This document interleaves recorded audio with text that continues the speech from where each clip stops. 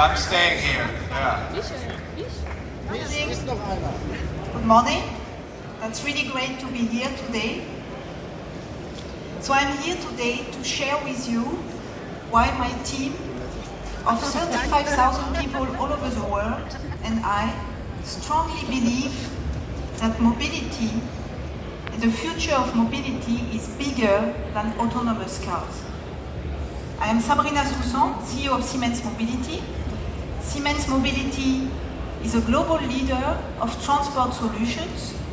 We deliver all kinds of trains, from metros, commuter, locomotives, big locomotives and high-speed trains.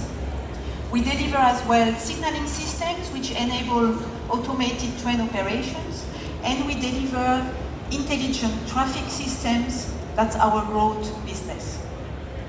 Believe it or not, I lead a company that stands for sustainable public transport, and yet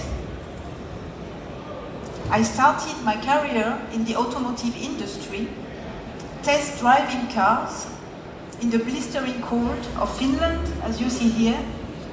And I can still remember people looking at me with an astonished face when they saw me stepping out of my cars, because I was at that time the only woman in this job.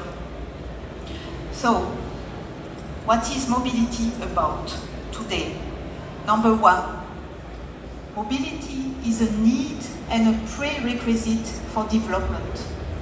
And the free movement of goods and people have always been an enabler for peace and prosperity.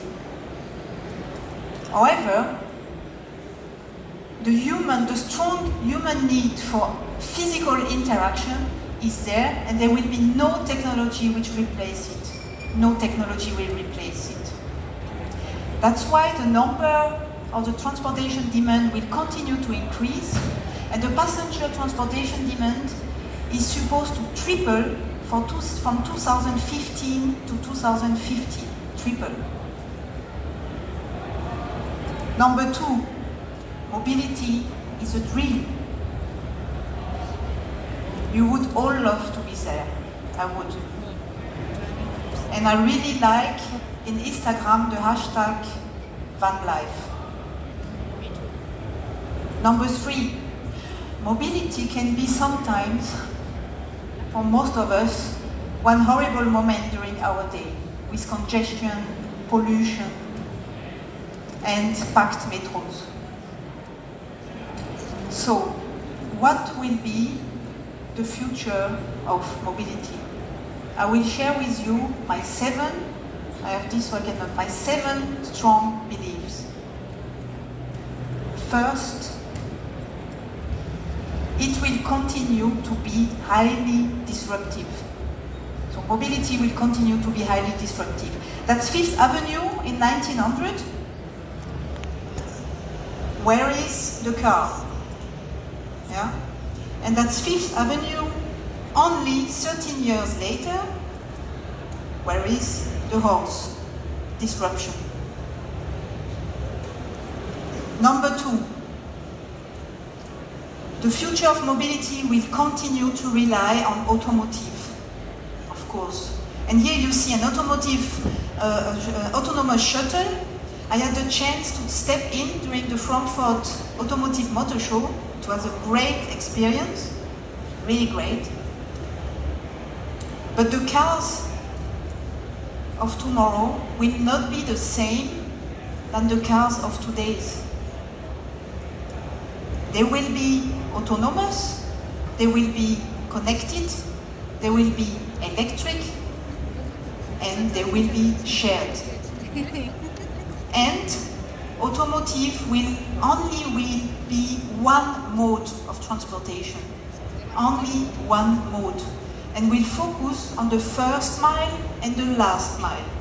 And why is that? Because autonomous vehicle will reduce pollution, but will increase congestion. There is a study from World Economic Forum and Boston Consulting Group which says that in Boston downtown, with autonomous vehicle, the travel time will increase by 5.5%.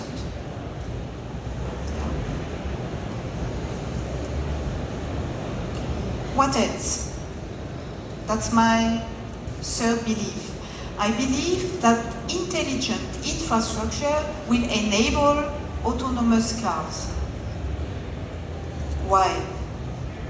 Intelligent infrastructure will be able to see what autonomous cars cannot see. And you see this on this picture. It will be able to see the child behind the car. And intelligent infrastructure can do much more. They can communicate which parking spots are free. They can, for instance, switch off or switch on traffic lights to green when ambulances are coming. Yeah? And they can enforce clean air zones like in London. My belief number four, I believe that first mile and last mile will be a menu of choices and will be part of our freedom. From e-scooters to e-bikes, there are some e-bikes in Lisbon, I guess some of you have taken them, to demand responsive transportation.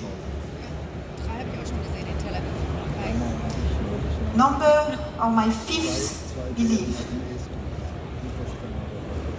public transportation. Public transportation is and will remain the backbone of mobility. How can you transport hundreds of thousands or millions of people without an efficient public transportation system? And the good news is that there is a lot of potential, huge potential. I will give you two examples. Intelligent rail infrastructure can increase the capacity by 30% on the existing infrastructure. For instance, in Paris, Metro Line 1, 750,000 people can be transported every day. 750,000 people, and there is one metro in the peak time every 85 seconds. And it's automated metros. And that's the picture that you see here, and the kid believes he's driving the metro, but he's not. Don't worry. Number two of my example of what is the potential. Digitalization. Digitalization enables predictive maintenance.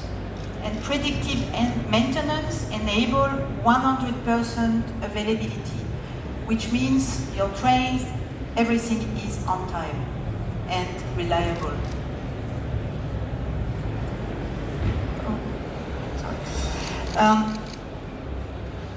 I have an example of train between Madrid and Barcelona. You get the fare reimbursed if the train is more than 15 minutes late. And this happened only 2 times in 2 years. The other example, the train between Moscow and St. Petersburg has run 12 million kilometers without any delay, longer than 5 minutes. So it's not a dream, it's reality already. And we need a safe, reliable, and sustainable, of course, public transportation system, and it's possible, it's feasible. What public transportation has to do is to reinvent itself in terms of passenger experience, and we cannot ignore it. That's this picture here. It has to reinvent itself in terms of passenger experience. And this could be between individual transport and public transport. This is a nice spot. This will come.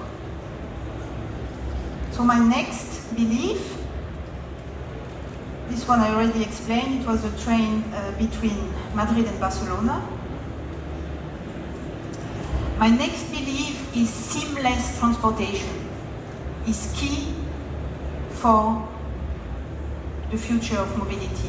What do I mean with seamless transportation? Connect all different modes of transportation together in one app. Journey planning, ticketing, paying, fleet, everything in one app. Is someone here from Denmark? No one is from Denmark, okay? In Denmark, we have brought all transportation modes in one app for the whole country, and people have them on one app, so buses, train, e-bikes, bike sharing, car sharing, everything in one app. And you can decide if you want to travel from A to B the cheapest way, the fastest way, and the most sustainable way. So the way which the least CO2 emissions. And that's reality in Denmark. Seamless. Last point. Mobility, the holistic view of mobility. You need a holistic approach to make sure that the complete mobility system of a city is the most efficient for everybody. And this holistic approach, I name it mobility operated system, is not the sum of every individual decisions for every mode. This is not. So that's why we need these mobility operating systems on top. And for me, the city should manage this and should make sure that the cities allows the most efficient way and the most efficient journey for people living or going into these cities. Mobility operating systems, ecosystem. I'm coming to the end of my journey with you, and I would like to mention the deal. So what is the deal? The deal is automotive is and will remain an important part of the mobility, of the future of mobility, for sure. But the future will hold much more. Intelligent infrastructures, individual solutions for first mile and last miles, seamless, connected, intermodal mobility with your app on your phone,